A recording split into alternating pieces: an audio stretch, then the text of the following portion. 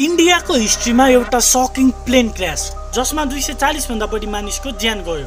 गुजरातको अहमदाबादबाट लन्डन जाँदै गरेको Air India AI-171 flight take off भएको 40 सेकेन्डमै इस्यु देखाउन थाल्यो र र्यापिडली तल झर्न थाल्यो र 2 मिनेट पछि बीजे मेडिकल कलेजमा गएर क्र्यास हुन पुग्यो। प्लेनमा 240 भन्दा बढी प्यासेन्जर र क्रू मेम्बरहरू थिए। कलेजको लन्च टाइम थियो, त्यहाँ पनि 30 भन्दा बढी मानिसहरूले ज्यान गुमाए।